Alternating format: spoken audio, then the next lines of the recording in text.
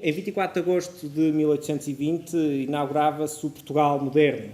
Lançava-se as bases do constitucionalismo, do Estado de Direito, do reconhecimento das principais liberdades cívicas e políticas, da separação de poderes. Enfim, se quiserem, e de forma mais resumida, este foi o primeiro dia de um muito longo, tumultuoso caminho até à democracia que hoje conhecemos, que é uma obra sempre inacabada, sempre imperfeita. E a primeira pergunta será para Bernardino Soares. Começamos pelo nosso convidado de fora da cidade.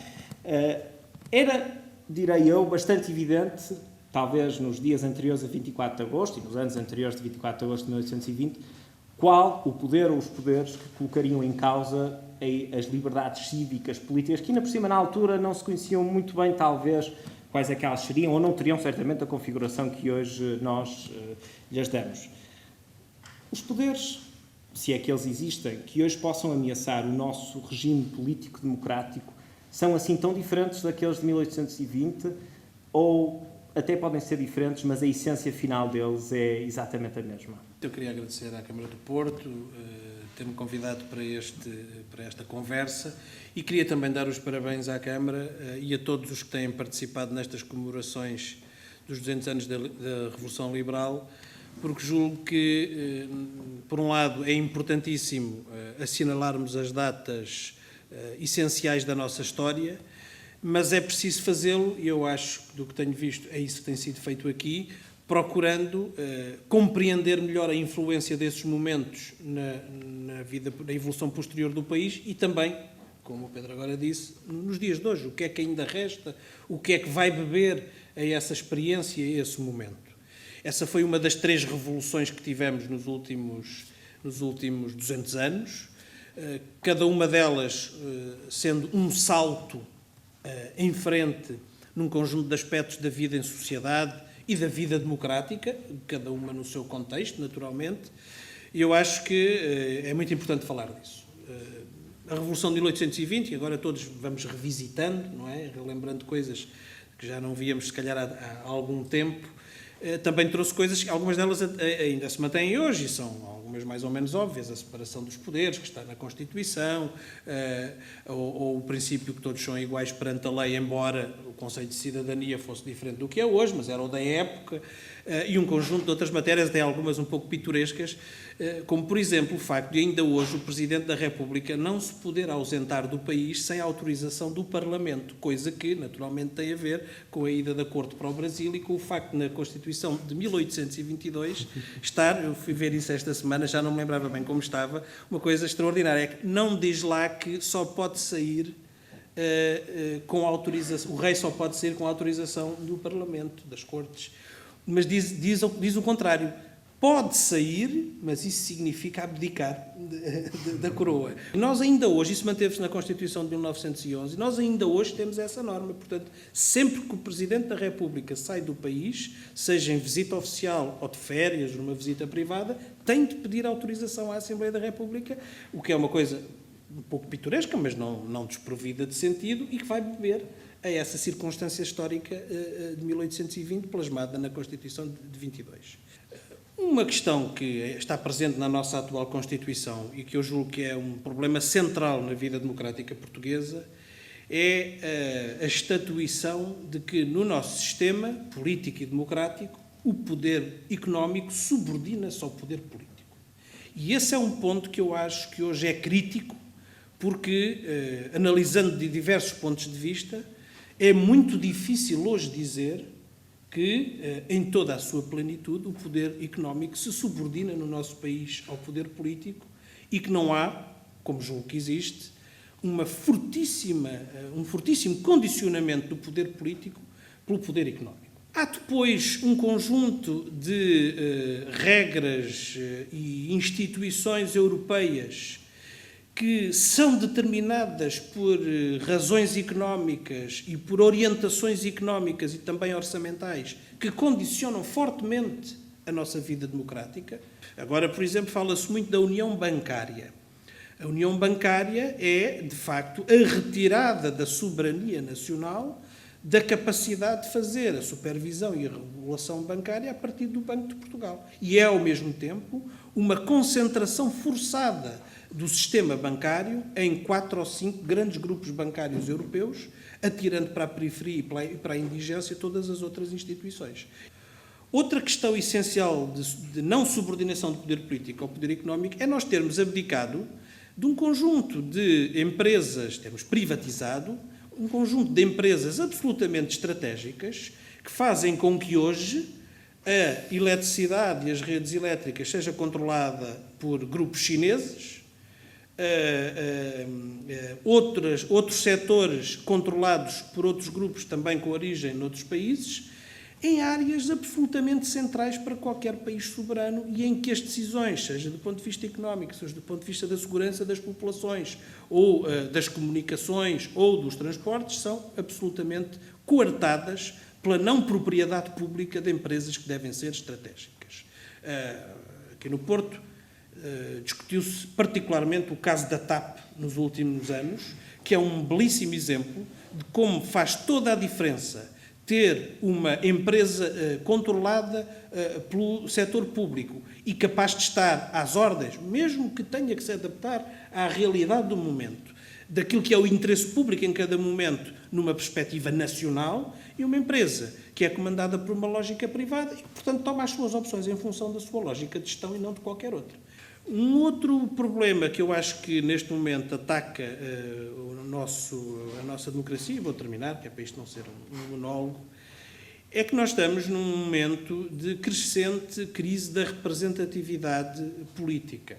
Isto é, um aumento de descrença das pessoas em relação ao sistema democrático, aos seus representantes, uma maior disponibilidade de muitas faixas da população para assumir conceitos e discursos de caráter populista e antidemocrático e intolerante, e não estou a falar só de racismo, estou a falar mesmo de intolerância política, e isso tem a ver também com a falta de adesão das políticas que foram seguidas ao longo destes últimos anos, destas últimas décadas, com as necessidades das pessoas, e o que foi criando um conjunto de insatisfações, agora terreno fértil para linhas ideológicas e políticas que ameaçam o nosso sistema democrático. O nosso voto hoje, na urna, vale menos ou vale igual do que o voto, que não era um sufrágio universal, de 1820? Eu acho que o nosso voto hoje,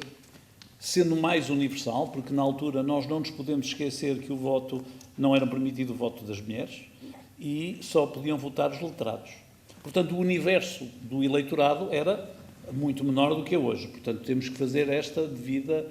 Mas isso era a moda da época. Sim. Também não podemos agora pensar que na altura havíamos de ter sido tão diferentes e não fomos assim tão diferentes. O nosso constitucionalismo tinha claramente inspiração nos acontecimentos do final do século XVIII em França, que começa, de facto, um processo de apropriação do poder por parte do povo, por parte, dizendo nós queremos o poder, mas, apesar de tudo, e depois foi inspirado também na Constituição de Cádiz, e acontecimentos que se passaram em Espanha, portanto nós não fomos únicos, mas a verdade é que, para essas pessoas que constituem então o universo eleitoral, não tenho grandes dúvidas que essas pessoas tinham mais poder enquanto eleitores do que têm os nossos eleitores hoje. E isto decorre de várias circunstâncias. Em primeiro lugar, uma circunstância que o Bernardino já aflorou. Nós, ao longo dos últimos anos, de uma forma não escrutinada pelo eleitorado, porque nós sobre isso não fomos, pelo menos em termos da democracia direta, nós não fomos ouvidos, foram os nossos representantes eleitos que tomaram essas opções, abdicamos, objetivamente, de alguns dos princípios da soberania que eram indiscutíveis em 1820, mas mais, que os revolucionários de 1820 quiseram apropriar-se. Vejamos, 1820 acontece por um conjunto de circunstâncias, mas há duas circunstâncias fundamentais. Por um lado, a inversão da relação colonial com o Brasil. A corte instalada que estava no Brasil, nós éramos um protetorado inglês e uma colónia do Brasil. E foi contra isso que o país se revoltou. A revolta, que começa antes, começa por volta de 1817, com Gomes Freire, que depois é fuzilado, e depois que tem esta emanação através do Sinédrio para o Porto, e que depois inspira os militares a fazerem a Revolução de 1820, que é feita por militares, mas com uma fortíssima inspiração por parte de quem? Dos letrados da época, das pessoas, dos juízes, das pessoas que de alguma maneira eram as pessoas ilustradas da época, por exemplo, Portugal estava nesta questão. A verdade é que nós, passados que foram 200 anos, estamos hoje numa situação em que, ainda que não sejamos propriamente um protetorado, abdicamos de partes significativas da nossa soberania. E nós temos vindo isso nos últimos anos, e vimos isso principalmente por parte de entidades que eu não diria que são obscuras, mas não são completamente transparentes. Hoje, a partir do momento em que Portugal deixou de ter moeda e passou a ter o euro como moeda, há um conjunto de decisões fundamentais em termos de soberania, das quais nós prescindimos. E isso não podia deixar de ter consequência. E ao mesmo tempo, aquilo que naturalmente o nosso poder político tentou foi ocultar isso à população. Há uma ocultação. Porque ninguém quer dizer que já não manda tanto como mandava. Agora, não se tenha dúvida que o Parlamento português, ou o Governo da República hoje, manda menos nos destinos do país do que mandava há 30 anos atrás. Isto é uma coisa indiscutível, porque há um conjunto de imposições e de regras que já não são determinadas por nós e são determinadas fora. O que é que resulta daqui? Resulta daqui que o poder político acaba por estar confrontado mais com situações de urgência do que situações de longa distância. E o Talleyrand dizia que quando um político está a decidir uma matéria de urgência, provavelmente as coisas já correram mal porque já é tarde. E, portanto, se nós pensarmos naquilo que o Talleyrand dizia, o que é que nós compreendemos? Nós agora somos muito os executores de uma política comum europeia, em que, infelizmente, aquilo a que se chamava antigamente no concerto das nações, nós temos muito pouco poder. E, objetivamente, esta circunstância pode ser ocultada ao eleitor durante algum tempo. Mas depois há situações particulares em que, subitamente, a verdade vem à tona. Veio à tona quando por cá andou a Troika, veio à tona agora, novamente, quando de repente nós compreendemos que temos que ter discussões agastadas com uns senhores holandeses, porque de repente são eles que determinam se nós, dentro deste concerto das nações, temos lugar à mesa ou não temos. Portanto, para responder claramente, eu acho que nós hoje temos menos poder, temos menos poderes. Eu não tenho dúvida nenhuma que hoje o meu voto é um voto que tem menos influência no destino do país, para os meus filhos e para o futuro, do que tinha o voto dos meus pais a seguir ao 25 de Abril. E agora, fazendo aqui uma provocação, esta revolta de 1820, e até pensando no Sinédrio, foi uma revolta das elites ou foi uma revolta da massa popular? Enfim, nas condições da época, eu acho que foi mais uma revolta das elites, mas isso era a realidade do momento histórico em que se vivia. Quer dizer, a massa popular estava mais preocupada em sobreviver no dia-a-dia, não é? Portanto, não havia literacia, não havia participação, e, portanto, não penso que pudesse ser de outra maneira. Embora com adesão das massas populares, porque, tal como noutros momentos, percebiam que era preciso avançar num sentido de deitar fora aquilo que já era vetusto e não resolvia problemas. E, portanto, mas acho que isso não pode deixar de ser entendido à época. Temos agora com a União Europeia o que tínhamos com os ingleses em 1820. Não é? É a Comissão Beresford. E, curiosamente, agora os ingleses saíram da União Europeia. Veja-se bem a ironia histórica de tudo isto. Nem todos os fundos comunitários que já recebemos e vamos receber compensam o desastre que foi para a nossa economia e para muitos setores da nossa economia a entrada na União Europeia num processo que, para além de não ser apropriado para o momento económico que estávamos a viver, foi abrupto. Podia ter sido menos mal, um pouco menos mal, se tivesse sido conduzido com uma adaptação maior, que não foi. Havia esta ideia de, enfim, que era preciso ultrapassar o conceito de Estado-nação. Que agora, enfim, estamos aqui a caminhar para um certo federalismo. Mas nós vimos agora, na crise do Covid, como voltou logo rapidamente o Estado-nação. Porque a Alemanha, enquanto não teve ventiladores suficientes para o seu problema, não deixou sair produção de ventiladores para mais lado nenhum. Portanto, só houve solidariedade europeia quando os Estados-nação mais poderosos resolveram o seu próprio problema, exercendo o poder que efetivamente têm. Portanto, a questão é esta. Nós não podemos, neste momento, estamos na União Europeia, mas não podemos conseguir um franco desenvolvimento do nosso país, como temos direito, sem romper com uma série de regras que nos espartilham. É essa a questão que eu julgo que vamos ter que debater nos próximos tempos. Como é que lidamos com a União Europeia e como é que lidamos numa perspectiva de defender o nosso país, não numa perspectiva chauvinista, porque é bom que haja cooperação económica e ligação entre os países e isso pode potenciar todos. O que não podemos é ter uma situação em que as regras são feitas à medida de alguns e dentro deles dos seus grupos económicos e em desfavor de outros, como tem vindo a acontecer. O conceito de soberania não é válido? Ou ele já está a gasto e nós temos que encontrar uma nova forma de nos reencontrarmos na nossa representação coletiva? Desde o fim da Segunda Guerra Mundial, não nos temos vindo a ser confrontados com isso. Temos vivido um período na Europa de paz, de tranquilidade, que não era a tradição na Europa. E, portanto, esquecemos a necessidade de ter este sentimento comum. Mas, vejamos, há uns anos, há 3 ou 4 anos, houve um jornal, salvo um jornal alemão, que fez uma sondagem e perguntava então aos jovens, até aos 40 anos, eu sou muito mais velho, posso ser jovens, se eles estariam disponíveis para combater uma guerra pela bandeira europeia. Na Alemanha, apenas 12%, e a Alemanha é um país muito pró-europeu, apenas 12% das pessoas estavam disponíveis a fazê-lo. Mas quando perguntavam pela bandeira da Alemanha, havia mais de 50% que estavam disponíveis a fazer. Ou seja, nós, de facto, ao dissolvermos o Estado-nação, e ao abdicar da soberania, não percebemos que tínhamos que conseguir uma conquista de natureza diferente. Construímos um Parlamento Europeu com muito pouco poder, porque tem muito pouco poder. As pessoas pensam que o Parlamento Europeu é que manda na Europa. O Parlamento Europeu não manda na Europa. Manda menos que as nossas Assembleias Municipais mandam nas câmaras, ao Pedro. Não menos.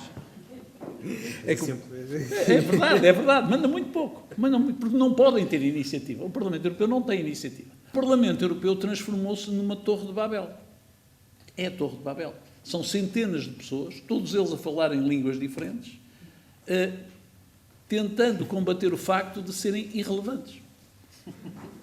Porque são irrelevantes. E esta irrelevância é a única irrelevância em que nós podemos votar. Porque nós, de resto, na Europa não votamos em coisa nenhuma. Na única coisa que votamos é numa coisa irrelevante.